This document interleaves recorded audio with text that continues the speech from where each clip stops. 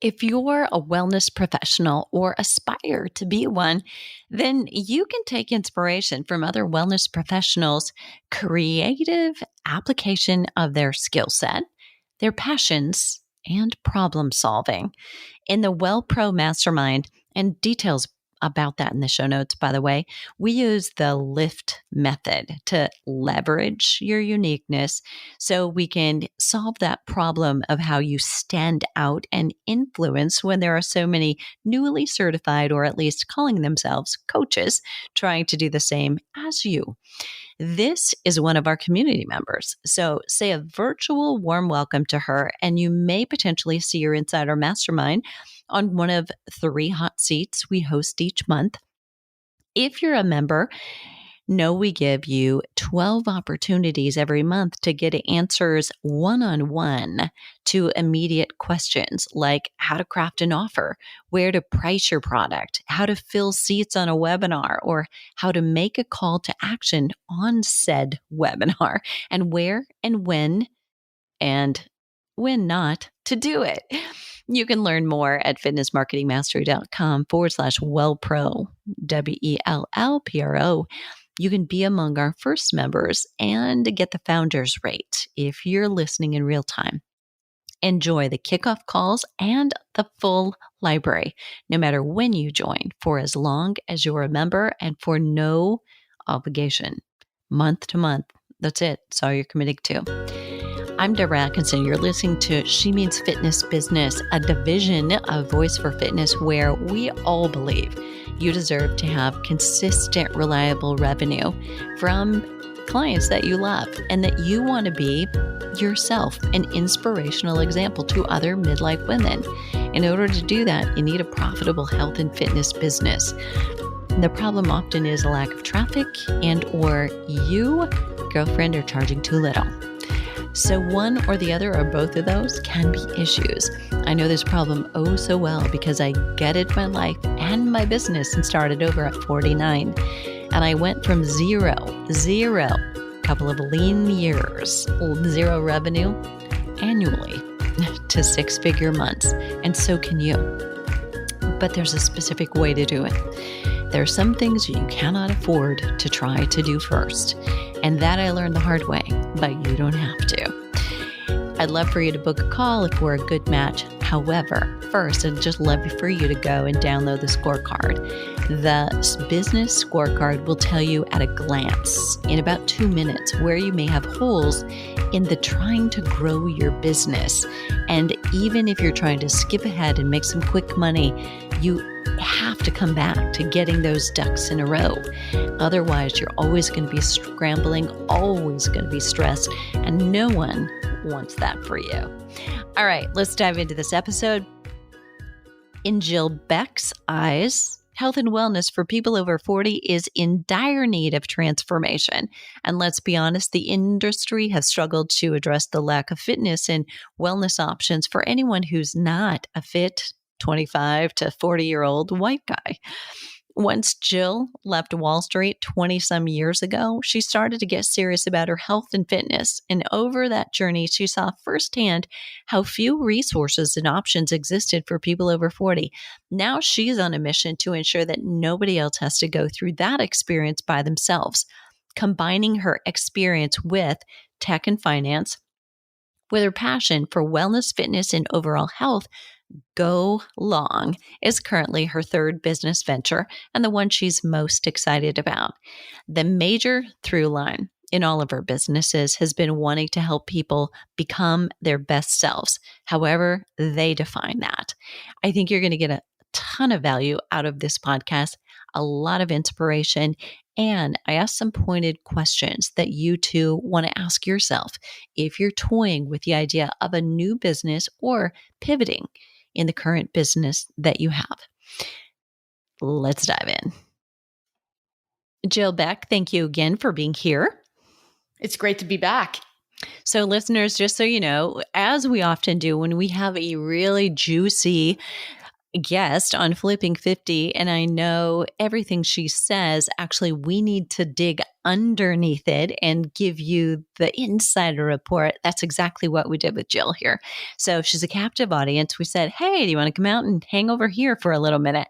So if you are not familiar and you're not already listening to Flipping 50, as we do, the day before, we released a Flipping 50 episode featuring Jill. She's 52. She's starting a new business. Literally, as we record, it's 10 months old. She shifted from something entirely different. And I want to just explore and inspire many of you who are itching to do something different, bigger, totally pivot. Potentially, you're asking the questions like, who am I to do this? Or do I have the education or the degrees or the whatever? The answer is maybe you don't even need it. That's that. But I would love, Jill, for you just to describe, this novel concept that you have. How was it born? Yeah. So wellness matchmaker, right? It's concept that you have to explain to people. It's a new category, but it's really around, if you think about a dating matchmaker, you tell me what you're looking for in someone, and then I go find it. In this case, it happens to be around your fitness goals, your nutrition goals, maybe your stress goals, movement goals, all the things, right? And I go find that person or persons to help you out. And it's aligned to what the goals are, what your budget is, and really what kind of mindset, right, that you have at this point in time. And for everybody, it's different. And I think that's where the wellness industry needs to kind of change the game a little bit. Instead of making the client work around them, wellness industry needs to figure out how do we work better and adjust to the ever-changing needs of the client base. Love that. And so you saw this problem and kind of did this from being a consumer in that place where you needed something, and you set out to solve the problem, which is where any good business is born. The next step is not just that there's a problem, but there's got to be enough people knowing they've got a problem. How did you determine there's a demand for this? Clients are willing to pay for this. Yeah, so that comes from my tech background, right? So I used to lead a team of product managers, and I've been a product manager for, I don't know, like 15, 20 years, right?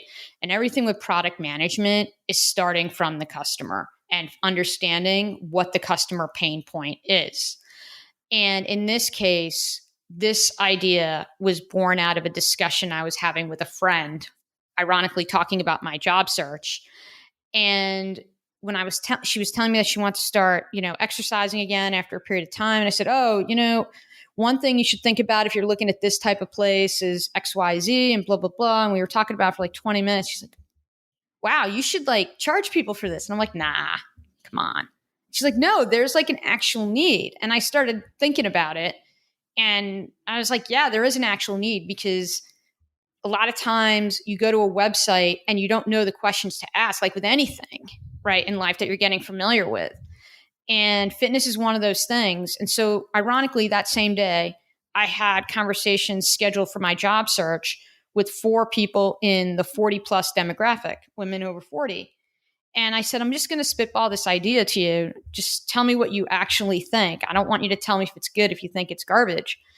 And they all were like, oh my God, this would be great, because they've just felt dismissed, not listened to, and they've gotten hurt hiring XYZ personal trainer or going to some fitness fad thing where no one was paying attention to them. Right. And it was just a very clarifying moment. I'm like, all right, I'm going to like do this. Right.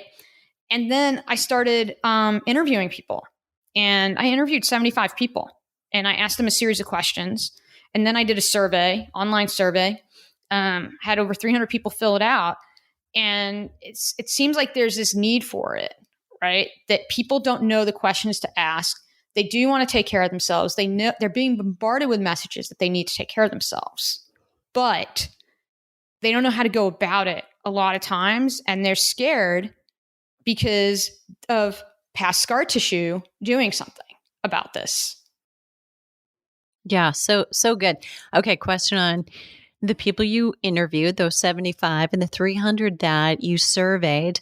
Were those from a specific demographic? Like, I mean, an important piece here is not just people who want to give their opinion, but people who are willing to say, here's how much this would be worth to me, and people who are qualified buyers. Yeah. Yeah. I mean, absolutely. So, as I said, I come from a tech background, and previously I worked on Wall Street. And the reality is that obviously that's like a upper middle class, upper class demographic from an income perspective, right? Yeah. Yeah. And I mean, ideally, like with anything, you want to be able to develop it to a point where it can become more accessible to people in lower income demographics, right? But right now, it's very time intensive. So that means that you're paying a certain price for someone's time, which in this case is my time, right? Right. And that's just the reality, the economics of the situation. But the thing is that the questions that I asked were very carefully calibrated to not lead people down yes, I would pay for this. It was more around, tell me what you're stressed out about. Tell me, rank these in order. Is there anything that wasn't covered, right? How do you deal with this stuff, right? And it had to be also, the challenge also was that I had to create it so that people can fill this out on their phone and it would take under 5 minutes to fill it out, right? Because no one has attention spans anymore. Yeah. So it required really careful phrasing and very quick, like choose, click, choose, click, choose, click, choose, click, right? To get that data. And now I'm doing my second set of focus groups because now I have some data from like working with clients, feedback on posts that I've made on my blog, and videos that I've recorded, that I'm now delving in a little bit more on other topics that would be of interest, how people consume content. I'm getting more into that now, which I didn't do in my initial survey and interviews, because that was more about the actual concept itself, if that makes sense. Yeah, totally does.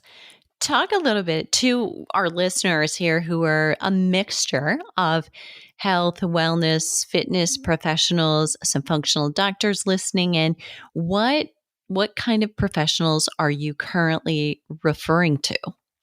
Yeah, so there's fitness, your traditional fitness professional, and those vary, right, in terms of what they do. It could be someone, I mean, I talk a lot, I happen to like Olympic weightlifting, right? But I refer people to Pilates studios, there's yoga studios. I mean, there's CrossFits. It just depends on what people like and what motivates people. I'm not there to tell people like, don't do something, right?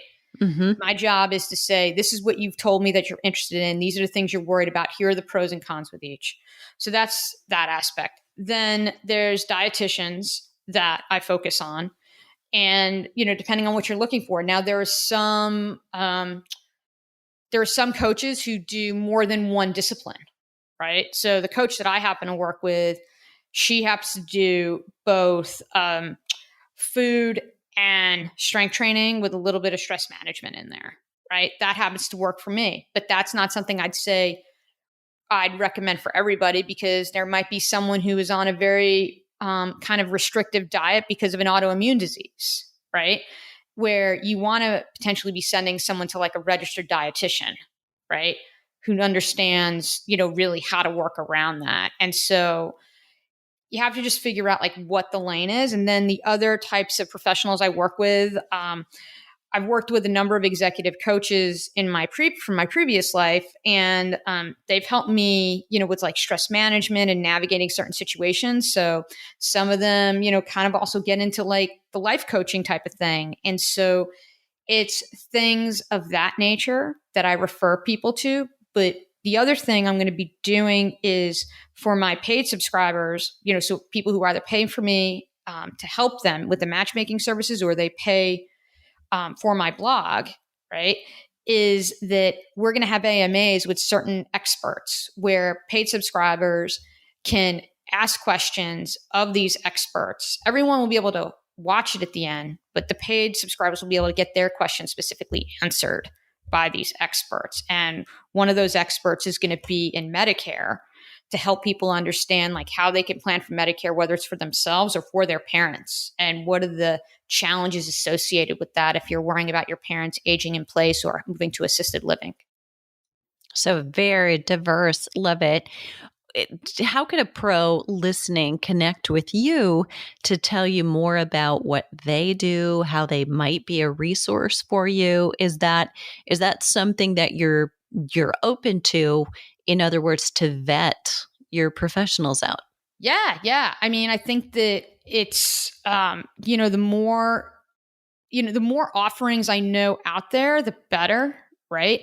And I even see that with my clients. A lot of my clients don't even realize how good online offerings have gotten. I mean, that's probably one of the good things about COVID is that the online offerings and the quality of them have gotten really good in terms of like getting your technique looked at and whatnot. If you're doing, some kind of form-based activity, right? So people can contact me through my blog, right? Which will be in the show notes, but it's go long as in one word, .substack.com, or they can contact me on Instagram, and the handle at Instagram is @justgolong. And both of them have a contact me free consultation. So just click one of those free consultation things, and that'll get on my calendar, and just put in there how you found me, and we can go from there. Fantastic. Jill, this has been so great. I wish you the best of luck. To all of our listeners who are looking for, how do I connect with somebody? How do I get the word out because we're all, let's face it, we're all looking for consistent traffic, right? To generate highest quality leads for people who are not only going to love working with you, but you love working with, right? Super important. So connect with Jill. If nothing else, a valuable conversation in looking at, if not you, then who do you know that this might be a good match for? And that works both ways as well. You're going to find the show notes for today at fitnessmarketingmastery.com/wellness professional profile. And what are you waiting for? The world needs us right now more than ever.